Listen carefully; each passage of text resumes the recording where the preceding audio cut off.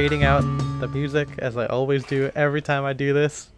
And hey, cue intro. Hey guys. Did you do this? Did you do like the audio, exact same joke last week? Like same wording and everything?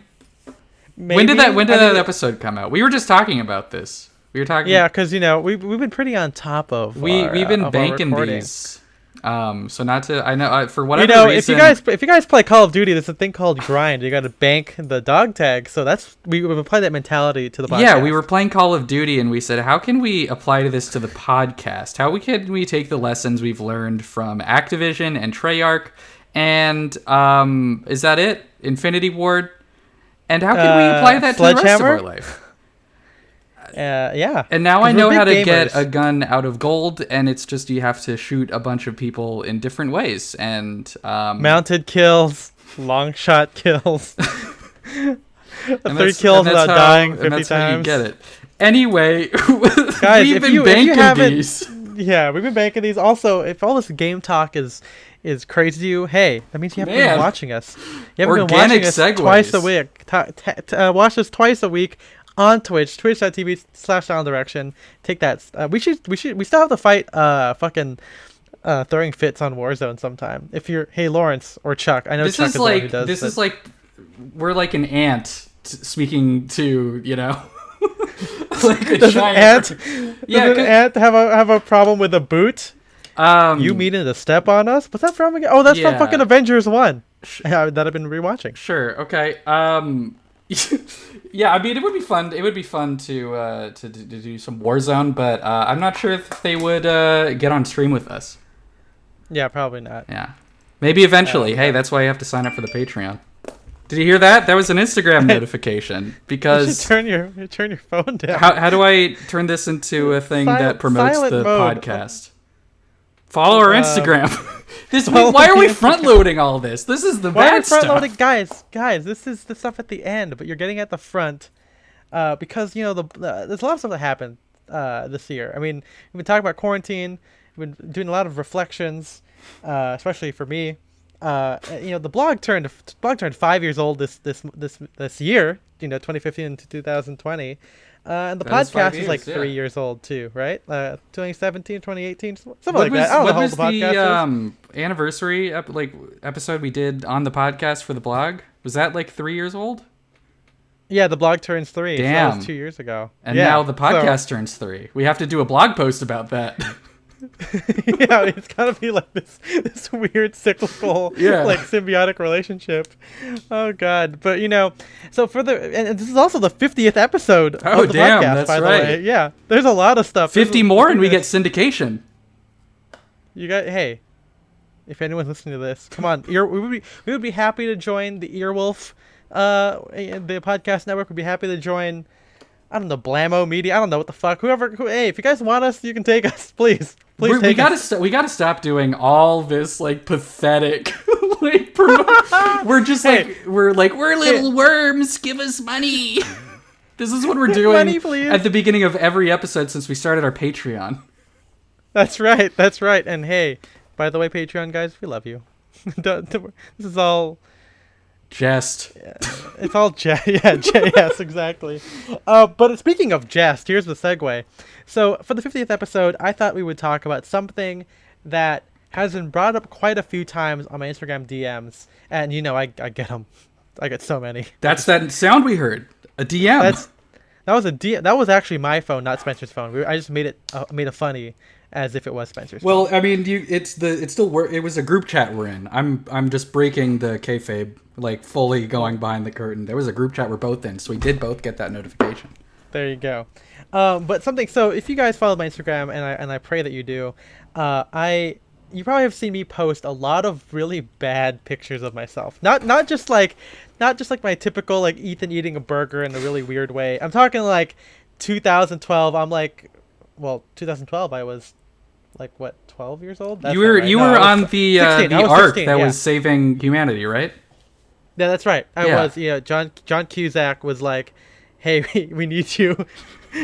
We need you because I don't know. Wasn't Woody Harrelson in that film? I don't Like he remember. was like, That movie came out in what, like 2010, 2009. I remember this is like a very, I guess, like middle school way of thinking. But when that movie came out and it was set like a couple of years in the future, I was like, I don't know. I feel like the phones would be see-through or something by now. Like, I figured technology would be a little bit more advanced. and then you look down and whoa, what's this on my phone? I'm seeing through it. But yeah, I share a lot of bad pictures of myself, and one that keeps getting brought up to me is that like, hey, why do you share these bad pictures?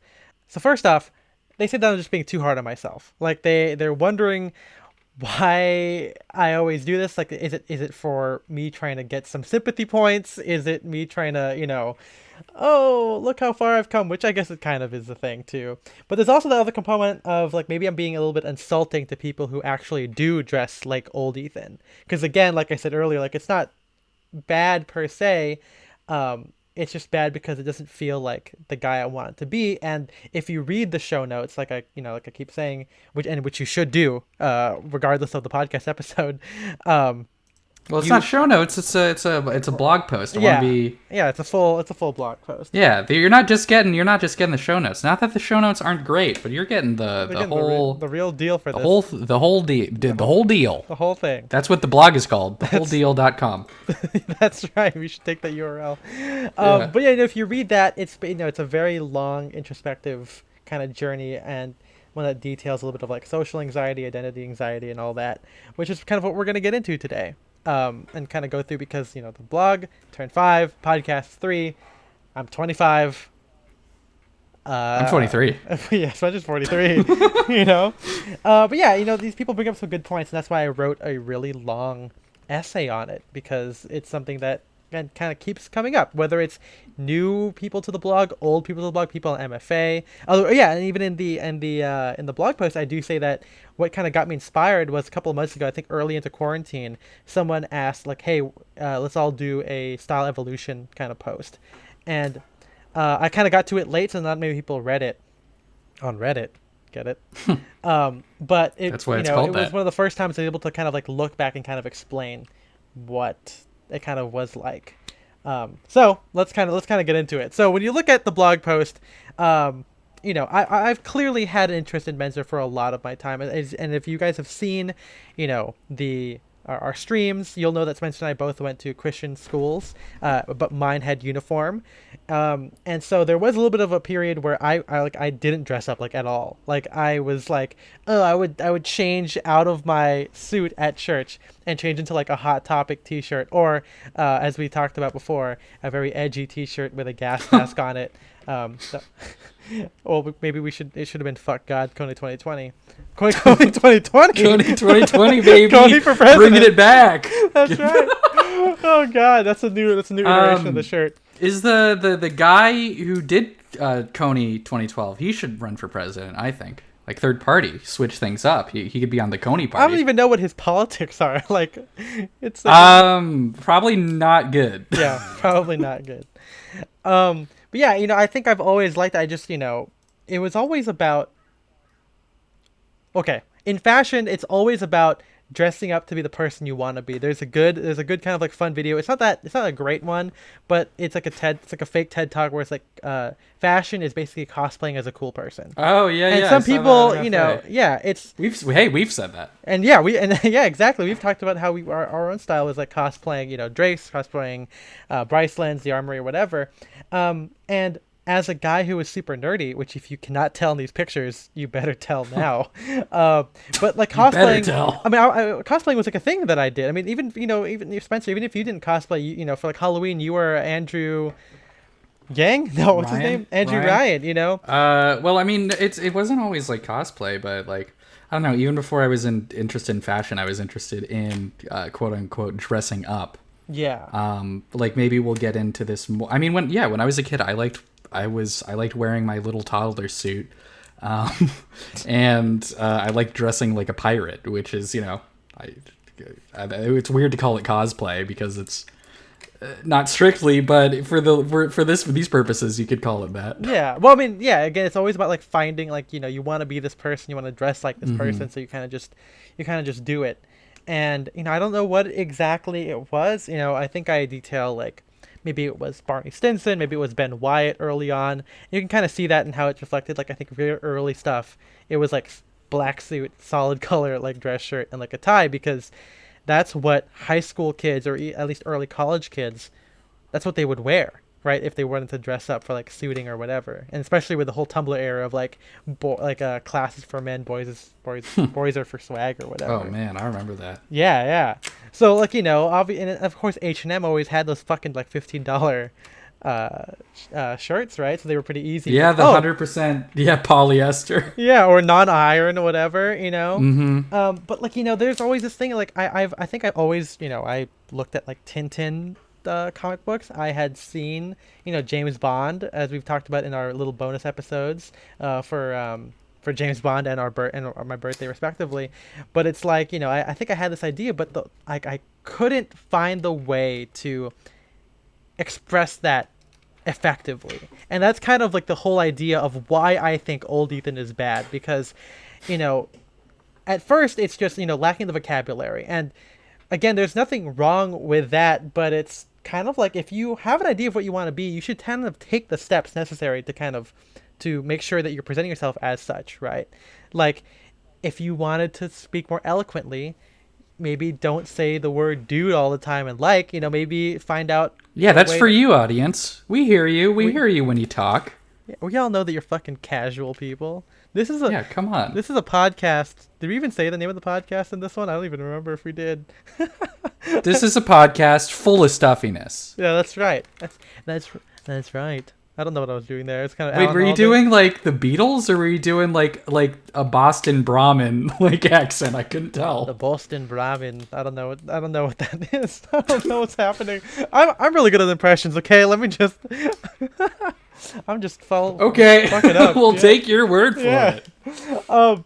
But yeah. So it's like you should find the tools kind of necessary. But a lot of other people kind of go through this too because we're friends with Marco. Marco also has a great Marco.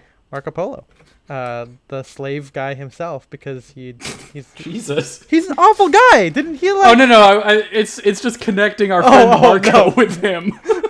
Yeah, Marco did not like lead to the capitalization of the Orient by the West. Well, our friend Marco Polo did do those things.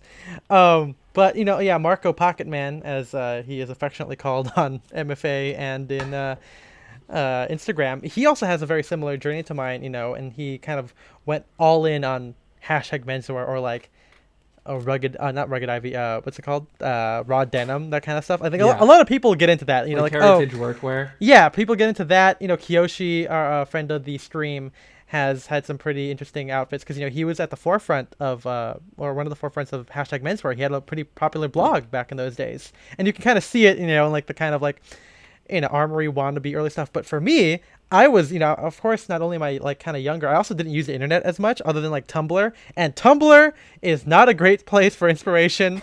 Maybe it is if you find the right places, but for me, as a guy who followed like Star Wars fan accounts, anime accounts, Disney accounts, you're not gonna get lots of great stuff. Yeah. So I mean, you talk about this specifically in the blog, but I kind of want to Yeah. know more because Yeah, you yeah, said yeah. it's like my interest because I would see like anime characters or cosplayers wearing suits. Did they do like a hashtag menswear, or did you just see enough of that? It's like, you know what? Take away the characters, take away the fandom aspect of it. Just give me the clothes. I mean, that is kind of what it is, right? Because again, like I read Tintin, and Tintin's not like a menswear thing, but there's a lot of detail that goes into it, right? And with like fandom stuff, I don't know, like people, yeah, they didn't hashtag it menswear, but it's like everyone loves like AU alternate universe kind of stuff where they'll draw like like them as high schoolers or them at like a prep school, like if I'm pretty sure there's like a Star Wars thing where like if the Force Awakens was like a high school, it's kind of like stuff like that where you'd see Kylo Ren, he'd maybe be wearing like a motorcycle suit with like a helmet or something, and you'd be like with like General Hux, but he's wearing like a fucking prep school uniform instead of like so it's like you're making these connections. So as a guy who had no idea what else was out there, other than like maybe like James Bond, yeah. So like you'd see these guys wearing like fucking skinny ties, solid color shirts because. Okay, first off, Oh, is it like all black suit, like black shirt, red tie? Well, yeah, stuff like that because that's what I don't know. Yeah. I don't know how the fandom people thought that was good, but clearly Because that's like everywhere. That's like Yeah. a big like I don't- deviant art look. and I don't know why those places have that such ingrained in their minds, but because I lacked not just the vocabulary, but like the other communities to find this kind of stuff, that was like my life, and so as a guy Imagine who if you were still there. I don't want to think about that. That's not what I think about. You have like 14,000 followers. I mean, I guess you probably wouldn't be on Tumblr anymore. Yeah. You, I guess, would have moved over to like Instagram or Twitter. Yeah. And hey, if our conversation would be done, What fandom? What fandom? If you weren't into fashion, what fandom would you have been an influencer in? I would think I would have started a blog on film composing. Okay, there you go. The film score community. That's right, and I'm pretty sure and Spencer and I are compiling a Imgur album of composer style. I mean, Hans Zimmer and Michael Giacchino, they are not the best dressers. I mean, we looked this up because we were talking about it, and we were like, oh, well, yeah, let's like look up photos, and then maybe this could be a stream or something down the line.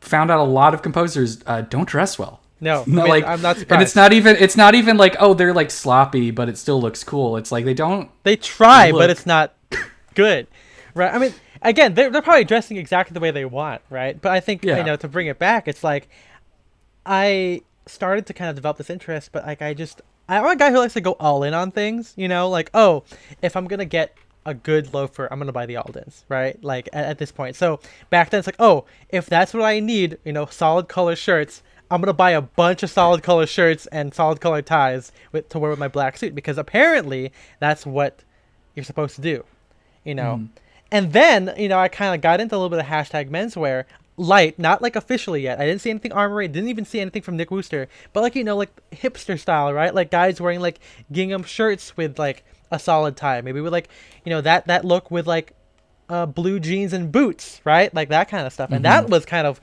going into college by the end of like my freshman year, that's what I would start doing because, if this whole thing is a case study in not having community, not having a honed enough interest, I think a lot of it is just me following the leader. Like me not even having a voice, just me just looking at something and being, okay, that's what I have to do to look good or to fit in. I'm gonna do that kind of thing because I think that's totally reasonable coming from a like beginner perspective.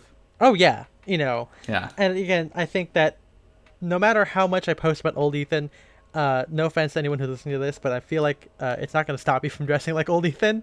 It's always with all these things, you're going to have to make the mistakes on your own because you won't recognize them as mistakes until you realize that they are.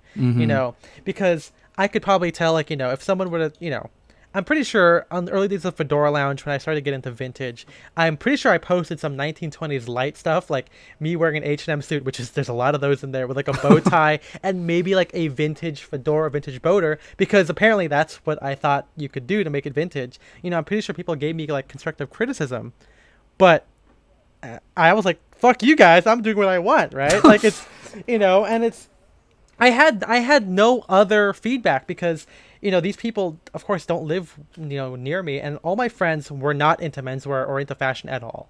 They might have learned some stuff now, like our producer MJ, don't get on mic, and Scott, don't get on stream, just kidding.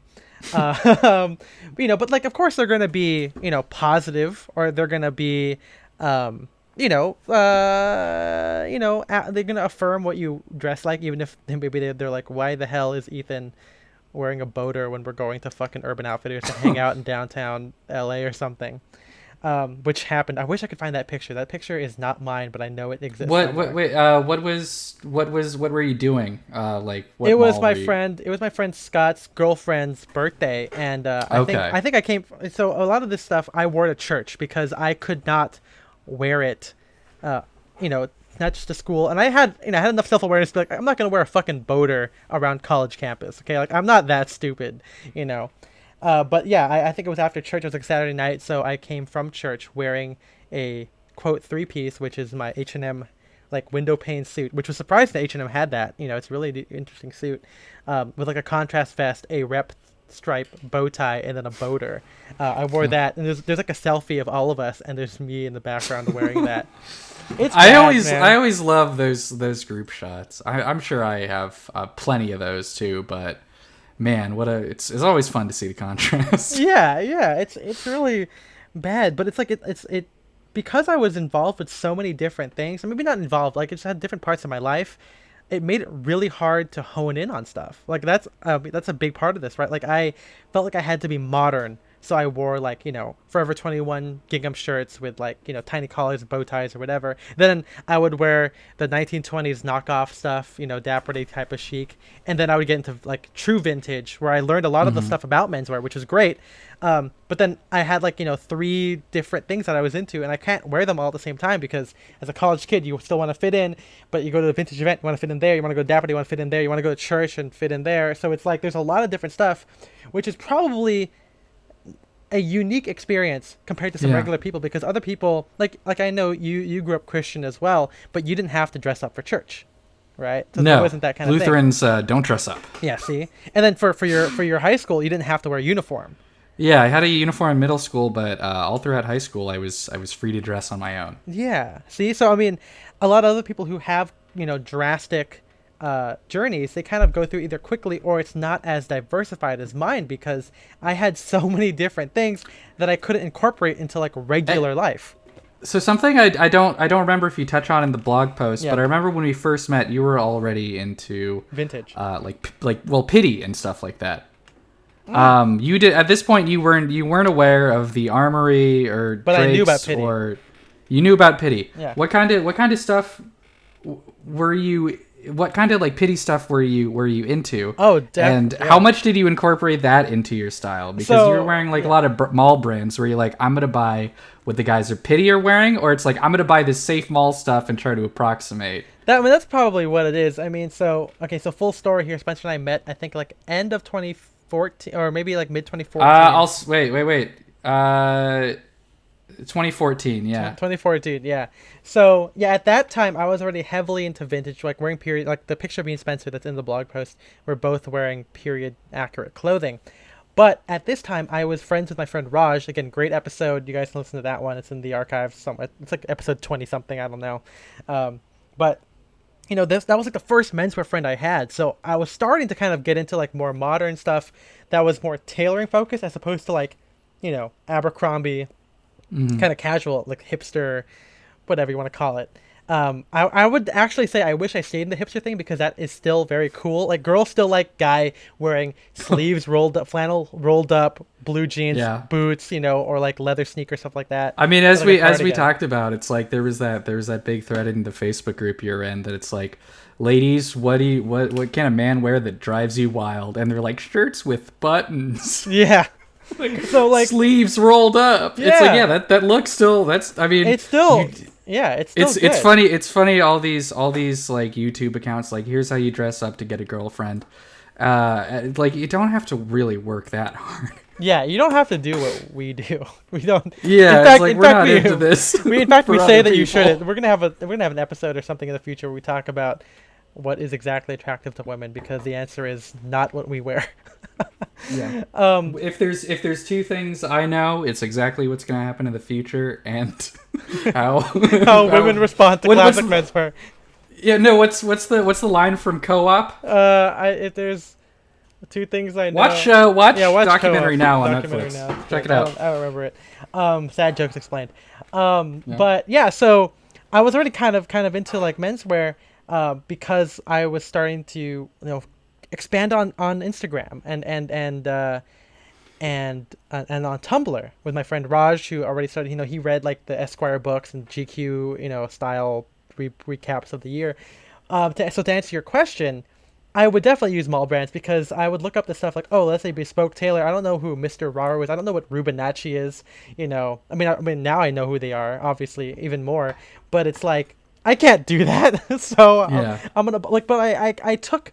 If you look at the beginning of the blog, 2015, it's already there. Like I was already pretty good at creating vintage outfits, but the modern stuff was starting to take form. So there's like the three styles of business, really bad outfit. There's also like pity summer inspired, where I'm like the one picture I'm wearing, I'm wearing like purple pants and a cream jacket, and that's kind of like a pity Yeah. outfit, right? Or technically would be the reverse, like a purple jacket with like white pants and like sockless loafers. And then there's like a conservative one where I'm wearing like gray pants with like a window pane jacket and stuff. So that, like, it was all pretty much there. And again, I'm still using like, my background in analyzing film scores and writing them. It's like, okay, if John Williams uses this kind of like, major seventh chord as like the underlying tonal whatever, I'm just speaking out of my ass right now.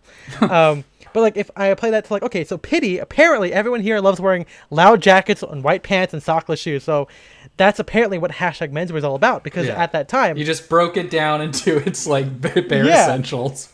yeah, so like that's what I did. And of course, I would kind of wear that to class. You see that, I'm wearing like, white linen jackets, spread collar shirts, and then on weekends I would wear like the really good vintage clothing. And something that is kind of proof that old Ethan, or current Ethan, was always there, is that when you look at the vintage outfits, like the ideas for what you see today are already like present. Like I'm already wearing striped shirts, collar bars, fun vintage ties that are maybe not, some of the early ones are bold, but like later on it's like stripes, they're foulards, they're very minimal prints or whatever, with like gray pants or navy trousers with like a brown check jacket. Like those are all things that I do nowadays that are considered classic, and I would recommend that to anyone. But because I thought that was too old school, when I went to class, I was like, oh no, I gotta make sure that if anyone sees me as vintage, that they're like, whoa, this guy's so modern. This guy's a chameleon, bro. Like, so yeah, I would wear like those kind of like two-tone brown wingtip derbies with no socks and all that kind of shit. I'd wear like crazy triple pattern mixing. I would also wear floral shirts, like all that kind of stuff. Oh, those very bright floral shirts. Yeah, and of course I started the blog to kind of like, okay, well, I have all this kind of quote knowledge, or I have all this stuff to say, and a lot of people ask me different stuff, so maybe I should start writing about it. And it was also kind of therapeutic because, again, I didn't have friends to really talk to outside of like Raj, but Raj was like a different major, he had different roommates, so we don't, even if we're like really good friends, we don't hang out all the time. College is college, right? So like kind of being able to College distill is that knowledge. That's right, go to college, kids. But it's also important for me to kind of, it's like a diary. Even back then, back then when I tried to make it like influencer chic, like, oh, try this, wear florals, recommendations for spring. It was still very like, I tried this, I did all this, and back, you read it, they're still very long articles, so it was kind of like I had found like my calling a little bit, but also like there was a point behind my outfits where I thought, okay, if I wear this and people ask me, here's what I would say, and that was a good, I say it's a good move. I think that everyone should have an outlet for their fashion, because that's what takes it out of being so like insular or being in a bubble. If you don't have any other output, you're going to keep dressing the way you do. And sometimes that's fine, but if you want to explore. evolve. Yeah. And again, Yeah. the whole idea Maybe not evolve is the right word, because again, you could just be like happy with where you are, but yeah, like exploration, just like maybe you'll discover something new that you love. Yeah.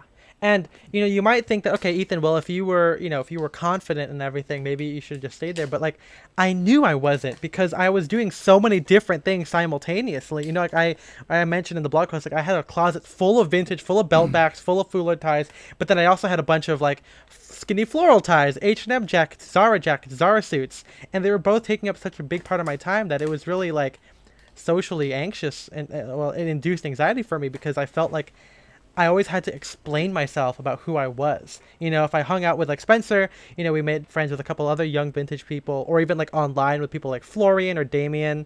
I would hang out with them and they'd be like, okay, well, if you like vintage, why don't you wear this all the time? And I'm like, well, I'm still like in college. And they're like, well, I just like this in college. I'm like, okay, well, to be fair, vintage wasn't entirely it for me. And then I'd hang out with like, Raj or even like Scott, who would be like, hey, if you keep buying all this Zara stuff, why do you keep buying the vintage stuff? And I'm like, I don't, I can't answer that right now because I want to be both of these things. And that's Yeah. why, I look upon those old Ethan pictures with such disdain, because it's like, it's like if you watched, I don't even know what it's like. Maybe if you watch a movie that can't tell what kind of tone it's trying to be. I feel like it makes for a very uncomfortable experience because, it's hard to pin down what it is. So the reason that it's like, I guess it makes sense that you would have such a, I don't know if strong reaction is the right term for this, but the reason that you see such a problem with this and that most people don't, I mean, like it's much more personal for you because one, it's you, Yeah. but you can see it's like, oh, I know, like,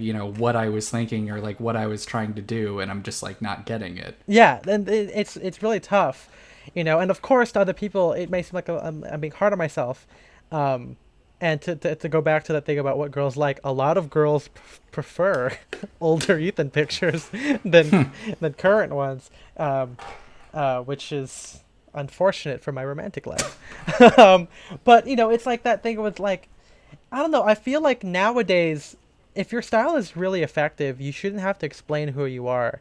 I think that we always caution against letting the clothes wear you, or like likening it to wearing a fandom t-shirt and saying like, look at me, I like Star Wars, this is like, but there is kind of strength in that, where if you have command over your style, maybe people won't mention it, but people won't have to either. Like people will just kind of get it and they'll just look at you, right? Like you don't have to call attention to it. Yeah. Because like again, we look at like our friends Marco or anyone in the Discord or anyone that we're friends with now. I think a lot of these guys kind of just get it, and they have such a diverse and a great approach to their personal style that they're fine. And some of these guys have been dressing like that for a long time. I mean, I routinely cite Raj. Raj's style has not exactly changed all that much in 5 years or even 6 years, but that command over it is so like, yeah. I mean, so he's always looked very natural and comfortable in what he's wearing, which is that's where the difference is. Yeah, and that's that like is, what you want. That's what you want to get to. Yeah, exactly. And it comes at the cost of me looking at these old pictures and kind of cringing over them. I can kind of see why people don't want to be negative or want to see me being negative about it, because, I get it. They're friends of mine usually, and they want to hype me up. And as Spencer has talked, before, off mic, but like, they're probably just like, oh, Ethan might just be fishing for compliments, which usually is what usually happens when they start, you see that a lot on Instagram. Yeah, exactly. Like, oh, I look so bad today. Look at me. Feed me, Seymour. But it's really not that, because I know for a fact there's lots of guys out there who are in a similar boat, because I'm not gonna say obviously I'm not trying to call shade to people who do dress like that, but it's like, if you're able to look at me and go like, hey, I dress like that, and Ethan's calling it bad, why is he calling it bad? And again, I'm sorry if the word bad triggers people. This is at you all just, but I tend to do those really strong words because I just don't like those things, and I especially don't like how I dressed, back then. And it's still, if you read the whole blog post, it's a very long journey that I would say that the real turning point wasn't just creating the blog, or even finding the armory. It was literally getting better at recognition on MFA, and not recognition from like clout. I'm talking about like just consistently posting, be like, oh, there's Ethan, and then people can kind of see where you lead. But more importantly, working at Ascot Chang, getting to work in the industry. That is supremely important, I think, for anyone into menswear. Because I think, Spencer, for you, I think after you got out of Men's Warehouse and got into like J.Crew, I think that's when things started to change for you as well. Well, I was going to say, we both, our style both drastically changed in like 2017. And I was trying to figure out what some of the catalysts were for that. Is that the year you started working at Ascot, or was that 2017 is when I started.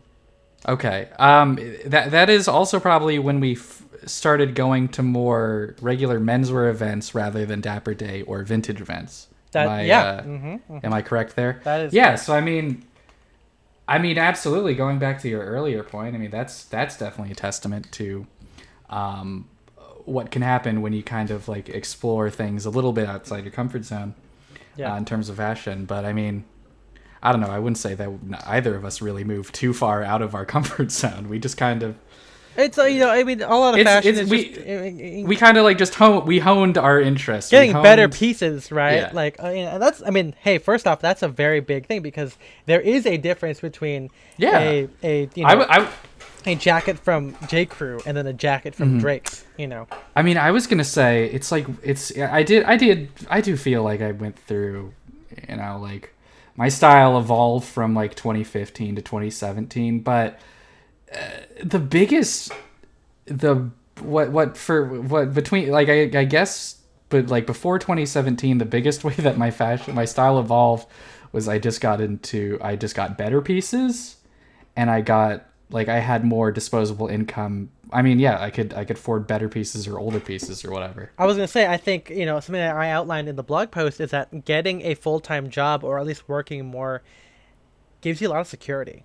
Now you can start affording things, as you said, that are better, honing it in. Yeah, because before everything I bought was like, it had to be like under $50 or whatever. But I mean, not just that though, but like working gives you kind of a sense of security in kind of life, right? Because, like. I mean, it gave me like an occasion to like dress up. Yes, yeah. But my point was that, say before 2017 where I would work, I also worked retail at Banana Republic, and that's also where something like, I was able to kind of hone my style even better. You can see a little bit more like, wearing chinos, odd trousers, or even like wearing Ivy. It's starting to form in like 2016 and late 2016. But having a job, again, this is super important because now you don't really have to worry about a lot of stuff, especially after like post-college, because when I was going through all this stuff, I was, again, torn by so many things. I had to go to school. I had like my friends. I had the church stuff. I didn't have time to really think about like what I was kind of projecting myself as. But then when you start working, it's like, okay, you're taking in the extra component of, okay, other people are watching me. I have to look good for my job. I have to look good for clients or customers in the face. I have to look for coworkers, for my bosses, and hopefully you're making enough money, maybe not full-time, but having more money than just being a student lets you kind of, okay, well, now I don't have to worry about studying as much. I can focus, once you get off your job, clock out, you don't really have to think about your job anymore, right? As opposed to school where after class, you've got homework and you got projects. So freeing up that mental space was probably helpful too, because now you could, because it's like how Mark Zuckerberg he makes too many decisions. He can't pick out what he's wearing every day. God, you were making too many decisions. You were getting decision fatigue. Then you took out some of the decisions, and then the blog happened. Yeah, I mean, as much as the blog definitely followed in that, and of course, so working at Escott Chang, before quarantine, I used to work there full time. Like that was, I got home from work, I mean, it's late because the commute, as I think you've heard before in the podcast, is just awful. But like, oh, now what do I, now I can write about menswear. I can think about stuff. I can, see what else is out there. But also working in this is more for me. But now you're kind of, quote, colleagues with a lot of the people that you look up to. Not saying that Ethan Newton and I are best friends, or me and Mark Cho, hey, if you're listening to this, hey, we would love to have you. But, it's like, okay, there's a little bit less stuffiness, I guess you would say. Like now, you're... less stuffiness? Whoa, that's crazy. But now you're kind of, you're getting into it and there's less pressure now. Now that this stuff is kind of more attainable. And that also kind of opened it up to seeing that, oh, there are regular menswear events. Sometimes it, I would say that we were lucky to be in LA at that time because that's when the bloke started. That's when Drake started coming, and before that, they never did that before, at least in LA. So that was kind of a lucky time to kind of be there and expand our horizons.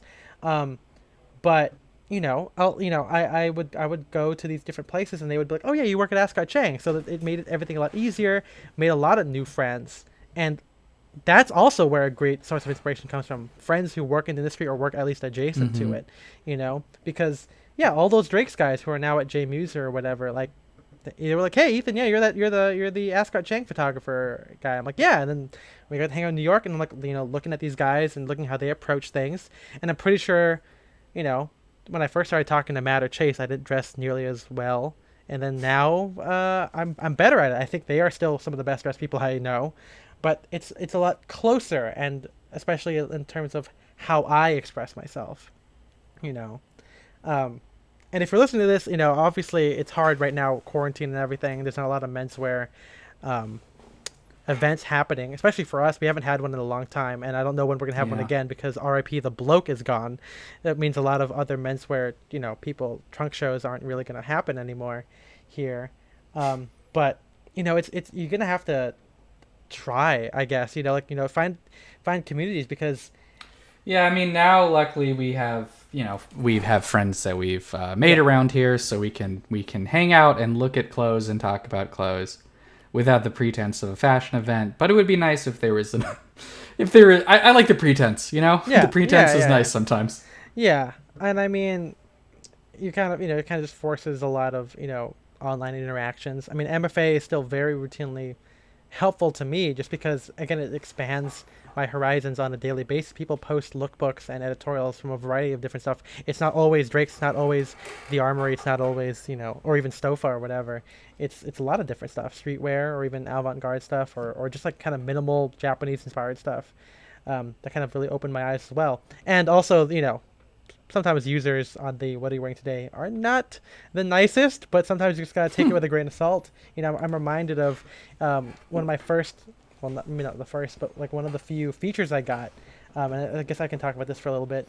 For the Gentleman's Gazette, he did ask me what I felt like, what it was like, being I don't know, how old was I? 20-year-old, 21-year-old at the time? Like what it was like I for don't me remember. to like, or maybe even before that. I don't even know. I could be younger, but it was like for me to be that young and dress the way I do and take criticism. And that was a time when I first joined MFA.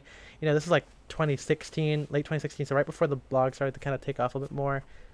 Might have been 2015. I don't know. But like, I was unhappy. I was very, I got kind of sad. But that was the first time I ever got real criticism, because before that, after I started collecting vintage, Spencer knows this, the Fedora Lounge like loved me. Like it was like they were like, Yeah. "Hey, look, there's Ethan." I mean, it wasn't like love. There was a lot of great vintage dressers, but because I was one of the few guys who knew how to take a good picture on a camera and was, kind of slightly photogenic, I Well, I mean, I think the other, it's you were a young guy. Like that was how we initially became friends, and that was the kind of novelty is we were Yeah. like the only young people who were Yeah. into this shit. Exactly. And I think that's what kind of got to my head too, when like you're around all these people who are kind of affirming you, and there's nothing wrong. This, you should get affirmations and, and feel included. But if it's not who you want to be, it puts even pressure on you to be like, okay, well, if I do anything else, people will not like it, which has also happened to me even now, where people are like, hey, I saw your post on Dapper Day, like, from like 5 years ago. How come you don't dress like Dapper Day anymore? Or people found me like linked on like the Fedora Lounge, or even from the fucking Gentleman's Gazette video, or, stuff like that, where they're still like, oh, hey, what happened to all those like Fedora pictures? I'm like, well, to be honest, dude, that really wasn't me. I mean, I still like wearing fedoras. I commissioned a hat. I should get it this week, or well, at recording time, not press time. Hopefully, by the time this comes out, you'll see me wearing it. But it's like it was really tough, and Yeah. it is my hope that people kind of learn from it. And if this episode could go hand in hand with the Button Harmony one, it's that I believe wholeheartedly that you should be cognizant as many of as many details as possible, so you know exactly what you want.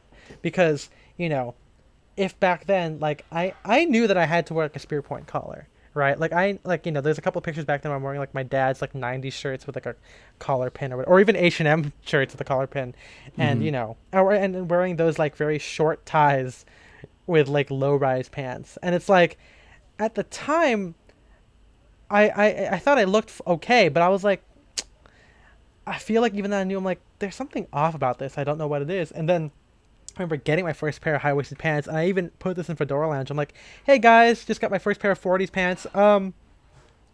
So do I wear them as high as they go, or is there supposed to be space between like the crotch and your crotch? And they're like, what are you talking about? And I'm like, I don't know. It just feels weird. Like, like, oh, like to get the pants to like fit where I normally wear them, there's like a lot of like harem pants. There's this drop crotch, and also like the trousers would be would be the right length. But if I wear them as high as they go, then the trousers would be too short. And they're like two things: wear them as high as they go. Don't hike them and get yourself a wedgie, but wear them where they feel right, Like comfortable. Yeah.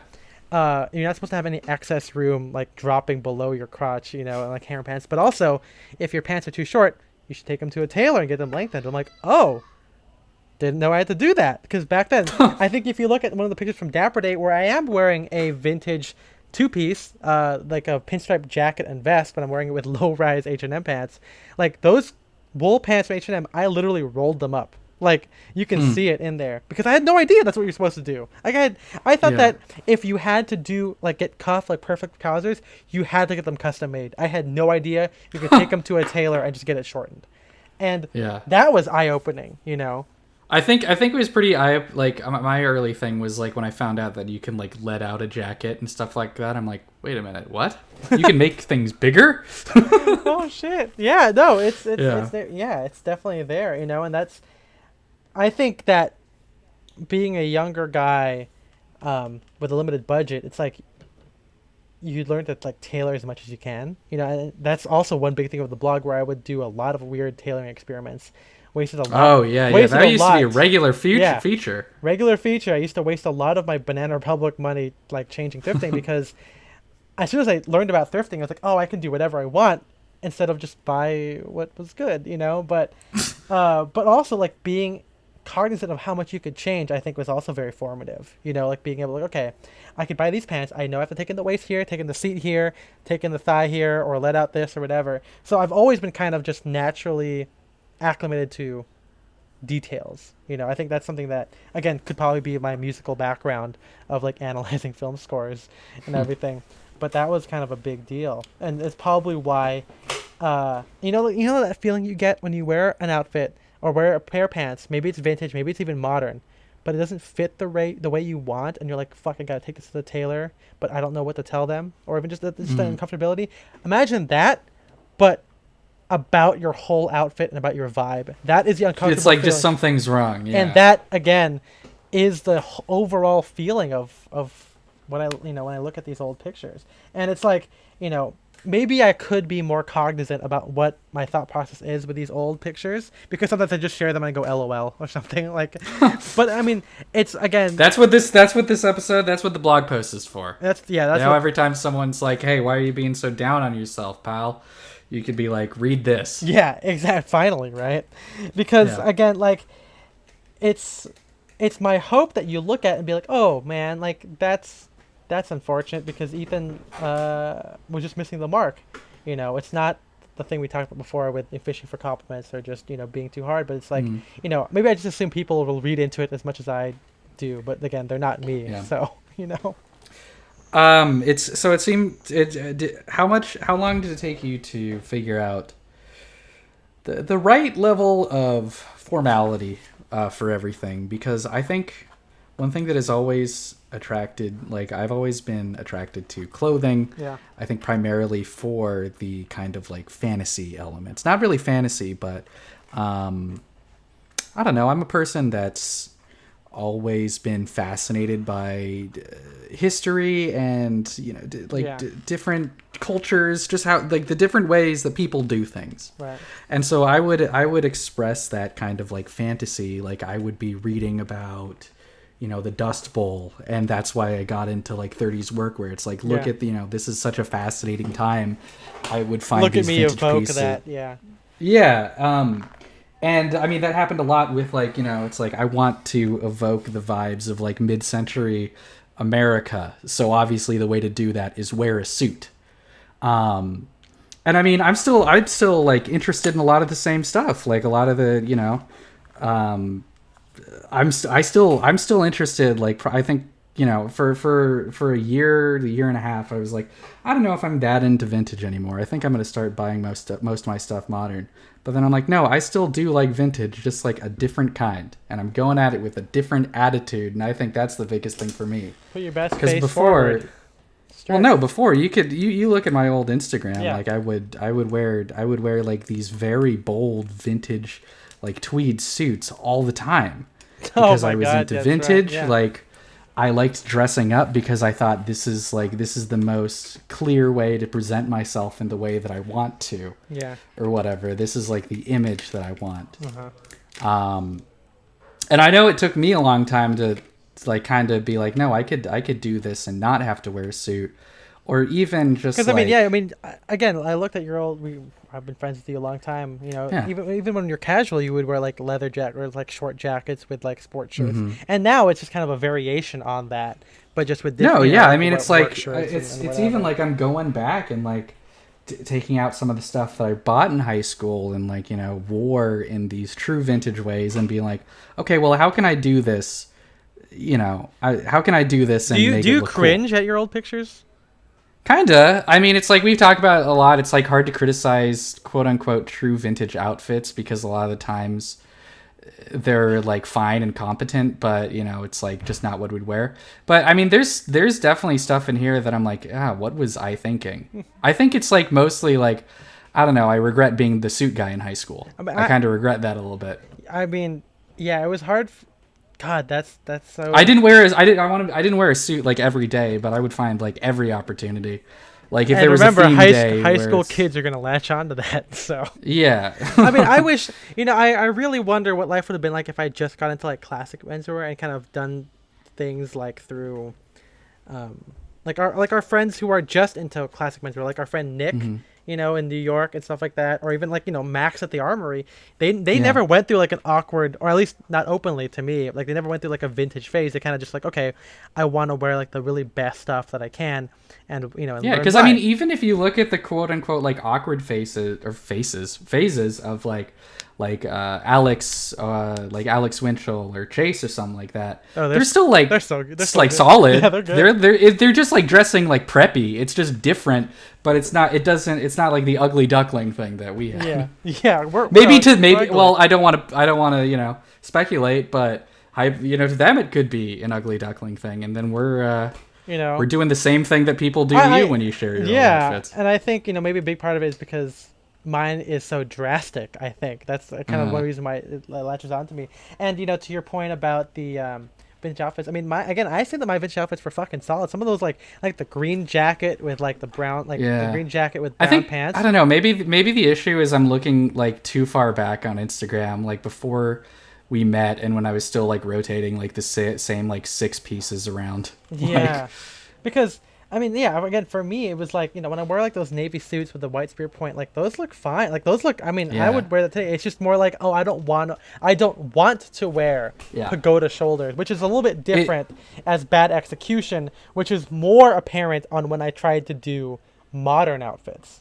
Yeah. Like I mean, it's like I'm looking at my stuff and the stuff that is, I mean, the aspects of my style that have stayed the same. Yeah. I mean, I've always been into like kind of rustic workwear, not rustic, like more just workwear stuff. Yeah. Hard wearing clothing, quote unquote. I guess I've always liked texture. Like I like textured jackets and textured shirts and stuff like that. But I mean, really, like the big change and the thing that I think really connects, like that I guess really started this like era of like how Spencer dresses is in like at some point in 2016, 2017, I got way into like more muted kind of like desaturated colors, less bold stuff. And I mean, that's continued since then. I'm looking at a bunch of photos since like 2017, and even then it's not something I would wear. But 2017 is when I started looking at my true vintage outfits, 2016, 2017, and being like, this is solid. I mean, yeah. But I think my regret is still not that I wasn't being myself, because I really liked my outfits. Yeah, you did. But I think there was always something in the back of my mind that I'm like, I look weird. Like I look weird compared to everyone else. And I'm sure, I kind of still do, but I stand out less now than I did. And I think I was standing out in like a cooler thing. Because maybe when you get to like your early 20s or mid 20s, it's like you kind of just do what you want to do, as opposed to like Yeah. early in high school where you really do want to fit in more.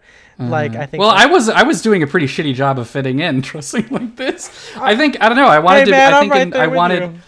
I wanted to stand out. I wanted to be. I Well, wanted people to see me and be like, "Wow, this guy knows what he's doing because he's standing out." see, to go back to your formality thing, I don't think I ever wanted to be like that. I think my thing was more so I want to normalize the idea of menswear. I think that's always been a thing because, you know, even though yeah, I did dress dandy, like I never like acted that way. I never, I still was the same whole like I'm just a regular dude. I'm just gonna go to college with my backpack. I'm gonna get boba. I wish I had more pictures of me eating with my friends, but I didn't. Yeah. I had an Android. And first off, Android sucks. But yeah, my idea was just always to kind of just be kind of just slouchy in a sense. But I thought that I can't sell that. So I have to look and take like the influencer picture of me buttoning up my jacket or whatever because Yeah. that is what works for people. It's kind of, it's marketing or whatever, advertising. But I knew that like my whole thing was I wanted to kind of fade into the background despite my clothing. I know that's a weird cognitive dissonance kind of thing, but that is always what I kind of do. Because even now at events, I actually think that I don't talk to as much people as I normally should because I like to kind of just sit there and take it in and then take pictures. And that's kind of a thing for me. I mean, again, I'm not the most outgoing guy. I always consider myself an introvert despite how many events I go to because I do like documenting and writing about these things. It's a little bit of a personal thing for me. But, I think even when you look at my vintage menswear, it already looks a lot, much more subdued. And it's not just because that was what was available to me at the time, but I mean, because back then I'm like, I'm like a 38. There's a lot of vintage that still fits me, and there's a lot of vintage that's still available for me, but I intentionally went with like brown jackets, blue suits, gray pants because that's what I liked and I still like. It was just weird that my modern stuff is just so much bolder for some random reason. And again, that's a big thing about the kind of cognitive dissonance and anxiety is that like my vintage is more accurate to what I want to wear, but the shoulders and stuff is not right, and then the modern ones are more available and more accepted, but they're only available bold, and people aren't gonna like it if it doesn't look too old or whatever. So it's really weird, you know. But if we're talking about like creating a fantasy, like my fantasy was like I just want to be like just a regular dude who happens to be wearing like full cut pants or whatever, and I feel like I've accomplished that. After getting to 2017, getting to work in the industry, getting to the blog takes off. I write about way more stuff now. I cover events.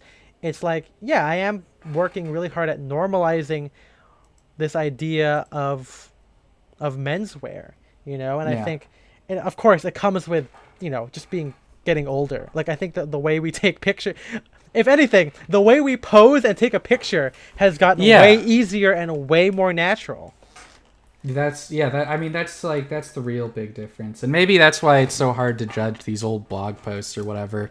Because we were tryhards and we were trying to be tryhards. Yeah, I mean that's I mean again, that's like the real issue with old Spencer is not that I wasn't like being true to myself necessarily, but I was just like a tryhard and like a little bit of a dork, which isn't like a horrible crime, but we like still are. Yeah, exactly. But I like to think I'm less of a tryhard now. I definitely don't.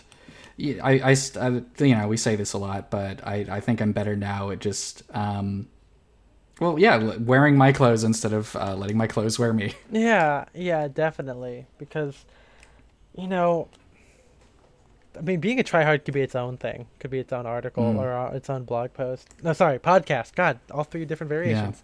But, it's like, it's a very early thing where you want to stand out, or even if you don't want to, you still will because it's so drastic than, us wearing fucking plaid shorts and graphic t-shirts. So it's always going to be, that kind of place.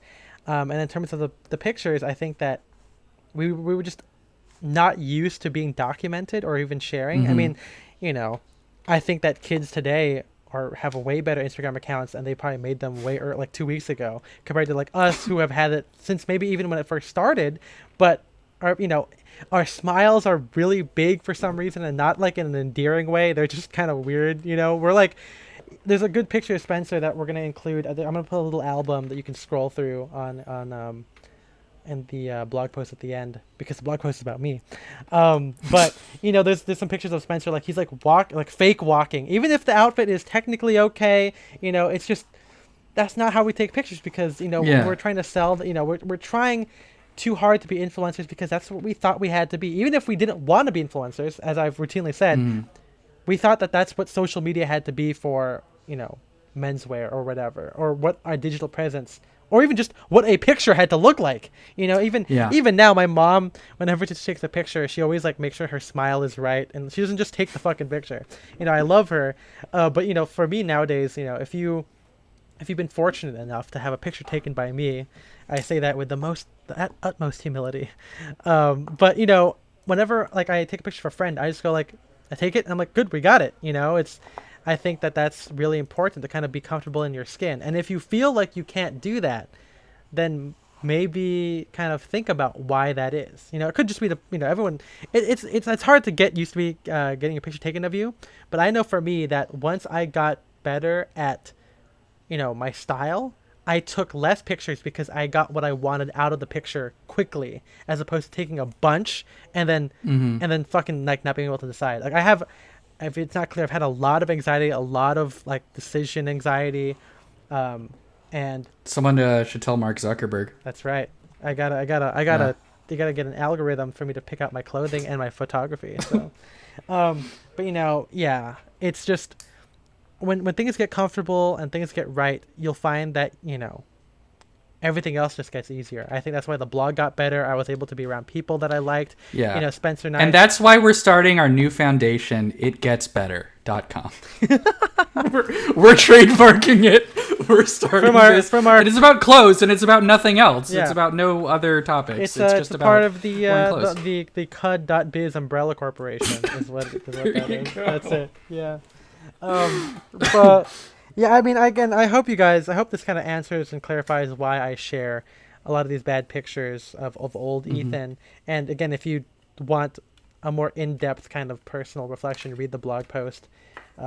Because it's not just about, oh, this outfit was like bad, but it's also like, who that person was and what that guy was going through.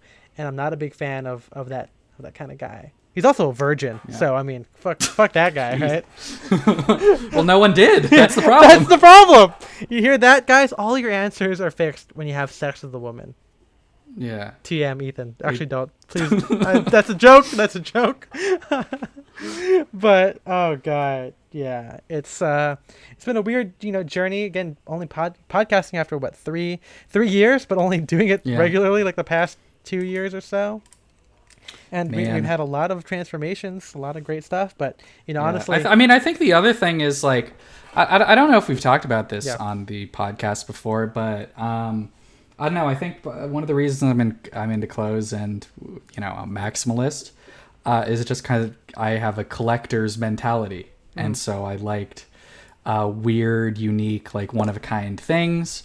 And I think back then that's why I would buy the FDR tie, which I still think is cool. I'm probably going to get that thing framed or something. Yeah, that's a good one. But that's why I would buy a lot of weird novelty stuff that maybe didn't necessarily fit in with everything else, just because I'm like, oh, this is cool. This is unique. And now I do that more with little knickknacks or whatever, or I can get the cool, unique. Well, I still get cool, unique clothes, but it's again just different. Yeah. And the more dandy stuff. I do wonder, because again, I think we're both nerds. We have a lot of even if you weren't a super fandom person, you still have some fandom stuff. Yeah. Well, I'm talking about Fallout Pip-Boy. Yeah, that's what I was talking about. I feel like yeah. I'm curious to see if other menswear guys have had at least the guys that we look up to have had that same mentality, because I feel like a lot of people come in to menswear through music. But where's the cosplay guys? Come on. Yeah, exactly. I think that's, you don't really have a lot of, well, let me just say it, as we talked about in the lifestyle blog podcast. God, I can't believe I keep talking that up. But it's a lot of people who are into menswear are still cool guys, And I think I definitely was. I mean, as you can literally clearly see, detailed, I was not a cool guy. I have, and to speak to Spencer's the collector's mentality, I literally still collect the Star Wars Legos and the Star Wars Black Series action figures, and I think that's also what maybe not the unique things and the bold stuff, but more so why I'm like, okay, if I'm into this, I have to go all in onto it. I got to get every single variation, you know? Oh, if I'm into the whole H&M look, for like, you know, dressing like I'm going to prom every day, like I'm going to get all the shirts in the different colors to wear with my black suit. You know, oh, I'm going to get to vintage menswear. I'm going to get a whole bunch of 30s jackets. And that's a little bit better, but, you know, it's still, you know, if you're not necessarily into vintage that much, it's a bad investment to buy things you're not going to wear. You know, or, oh, hey, I'm at Zara and they've got like different jackets. I got to buy every single one. Like, you know, so I think that's one reason why I went so ham into those things, and why I also, as you know, to speak to our conversation with Aldous on stream, why for a while it was kind of hard for me to let go of that, because I felt like I had invested a little bit too much. You know, we make fun of him a little bit for being attached to his clothing and being resistant. Maybe resistant isn't the right word, but you know, being hesitant on upgrading. But I can definitely see it. Like, I was there too, until I was like, you know what? If I want to dress like the person I want to be, I know that I want soft shoulders. I know that and there's a Uniqlo jacket that I wore like with like a spread tie that I still own that tie. It's still a great tie. But like, I noticed it has soft shoulders. You know, it's still maybe a little bit too short in the body. The lapels are skinny, but like the fit was spot on. It like felt so good. I'm like, okay, that's what I want. And I'm not going to be able to get it if I keep buying vintage, or I keep buying, you know, Zara, H&M. I'm going to have to find jackets that are soft like that. So, again, being cognizant of the details kind of helped me hone in there, you know. And if, you know, if you guys are listening to this and you find that you're in kind of one of these older eras, you know, if you associate yourself with a certain era of Ethan and you're fine being there, that's okay. Like, don't get us wrong. Like, you should dress however the way you want to. Yeah, I mean, it's like, if you like, you know, bold, full vintage looks, it's like, you know, you could still absolutely make it work. I still follow a bunch of vintage people on Instagram from, you know, years ago that do that, and they look cool. Lots of Japanese but guys. It's just not. It's, I don't know. It just didn't fit for me. It doesn't. In retrospect, it's just not for me. Yeah, and I'm not saying that this is. I would actually be curious to see if any other vintage menswear guys would go down this similar path, because I know a friend. Dominic, he is I'm not gonna tell you where he is now, but he was into vintage menswear, and then now I see him wearing fucking 70s stuff, which is fucking crazy, because like his hair is kind of long now. He wears like, you know, like political t-shirts with like M65s, and it's kind of fun to see him go from wearing 3-piece vintage suits, you know, and then going to that, which kind of parallels kind of our journey a little bit, you know, kind of getting dressed down, a little bit of Ivy, a little bit of, you know, leftist chic in there. So I'd be curious to see if this is a similar journey to any of you guys out there for vintage. But again, like Spencer said, if you like it, there's nothing wrong with it. Again, fashion is totally fine. I think that, you know, I didn't have to go through this journey. You know, I think I would have been just as a happy 25-year-old if I still was wearing H&M stuff, because I've met plenty of other guys who just wear H&M outfits that are totally okay. I mean, I will tell them that slave labor, you know, and bad materials is bad, but wearing a skinny lapelled suit, skinny fit suit with like a solid shirt and a solid tie, there's nothing wrong with that. There's absolutely nothing wrong.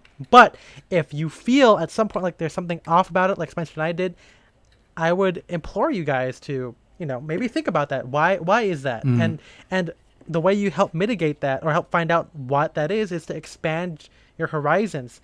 Go look at other communities like I did. Maybe work retail so you're around other people. You know, if you like menswear, maybe try and find a job, you know, selling, you know, even at the mall. This is more for students, you know, maybe not if you're an adult person who already has a career, but, or you know, find such a source of inspiration, because when you look at it, you're like, okay, that guy looks cool.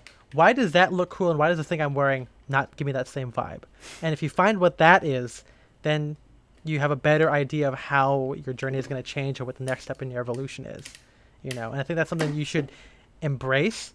And if you're like me with a bunch of anxiety and the decision fatigue, well, maybe not fatigue, it's just anxiety, but it's just, you know, if you're like that, drilling down on what exactly you can change and what should be different and what makes you happy is supremely important.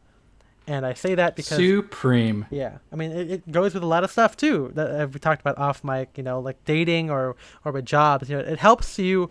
When you narrow stuff down, it helps you find out how to present yourself better for those things, honestly, you know. Yeah. Yeah. I agree. Well, guys, thank you for listening to this episode. Again, And thank you for being a listener if you've been here for all 50 episodes. I can't believe you were here for that first one. That first one was awful. I had someone actually message me saying, "Hey, start listening to the episode to your podcast. I'm really slogging through the old ones." I'm like, "Bro, just start with like the Gooch Brothers and Yeah, move it's on like from you could there." skip them. Just You could skip them. Yeah, go ahead. We should put that in the like podcast description. Yeah, Skip these. skip these ones. But again, thank you guys for joining us. The blog 5.5 years now. We're in fucking September. And the blog. Wake me up when it ends, man. Yeah. Is that Green Day? That is Green Day. Okay, I was about to say Weezer, but I'm like, that's not right. That's not. That's wrong. I'm a fake alt boy. Fuck. Well, guys, so thank you to our Sadcast fanatics, our big old patron donors, so we can keep BOPs, as we call them. That's right. Seth Pearson, Austin Malott, Eric Hall, and Shane Curry. Some of them said, I'm not gonna say some of them. Some people in our Discord said we should try to do streaming, like full time, because we do streams like twice a week. That's true. Yeah, so Wednesday and Saturday. Saturdays. We're probably not going to move to full-time streaming. Because no one watches us play games. People just want to watch us talk. Yeah, that's hard to do. That is. it's like people just say it's like, oh, you should become a streamer. They make lots of money. It's not that simple. Yeah, exactly. And so anyone who thought that we were going to be gamers, guess again. We are gamers. We do play, but we just don't. I don't think people are gonna pay to watch that. Maybe. I don't know. We also don't really make it a focus because I feel like to make it really good, you would literally just game. Like we wouldn't talk about anything else. Yeah. And, the chat would talk about other stuff while you game. But we don't do that. We talk about menswear. But that's not exactly. We talk about right. menswear while I play video games. That's right. And until I get I get a full PC. We won't be able to see me fucking wreck it, Ralph. That's right. But we do that twice a week, Wednesday and Saturday. That's right. Great stuff. So join us for that. 8 p.m. to 10 p.m. Pacific Standard Time, which I know many people are not available for. Yeah. But we do it anyway, and we highlight it on YouTube. We do it anyway. We highlight it on YouTube. It's going to be on YouTube. That's right. We need like 25 more to get youtube.com/channel/style and direction. Not a huge deal, but it would be nice. So that is the one reason why I have I have not included it in the show notes or in the description of the episode because it is just too long to I guess you could do like a bit.ly, but that doesn't always look good. Yeah, I feel like people would think that we're just spammers or something. But yeah, again, thank you to our patrons. Even if you're not a Sadcast fanatic or just our regular sad heads, we thank you guys a lot. Thank you for contributing to Sad Head Saturday. It's Sad Head. Oh, that's a thing. That's a thing now. It's not a thing now, but it will be a thing when you're listening. That's right, and hopefully you guys get to submit that to us every Saturday. Submit your fits. This is totally not us trying to capitalize and trying to be throwing fits. It's totally not that. What are you guys talking about? That's totally different.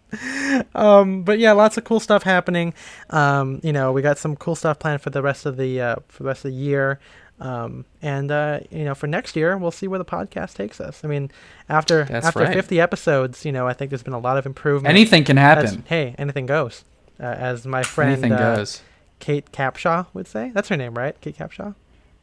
Sure. Yeah. Right. Yeah. From from Temple of Doom. Yeah. TOD. That sounds like her name. Cool. That sounds familiar. Yeah. Okay. But again, this has really been really important for us to be able to kind of share this journey, especially for me, because a lot of people ask, and it's a very sad. Now you answer. That's right. But hey, if you guys are struggling through the same things, we're always around. I think Spencer said that he doesn't answer his DMs very often. It's that I forget to. That's right. It's not that I'm like it's not that I am ignoring you. It's that I just forget to do it. But I think that's why we're here, and that's why we have a Discord community.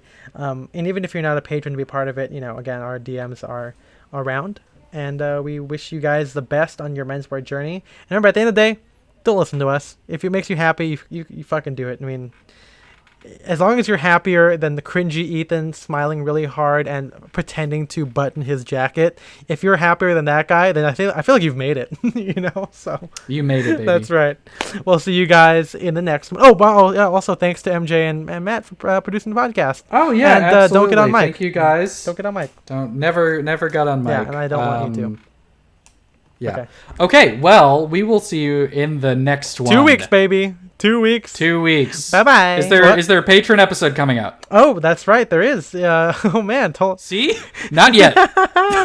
Not yet. One more thing. Enjoy the Patreon episode of the Untouchables. That's a fun one. That's crazy. It's crazy movie, especially for me because I grew up with Gangster Squad and my mom grew up with the Untouchables. So fun stuff. We'll see you that comes out after this, but then we'll see you properly in 2 weeks. Bye bye. Bye bye.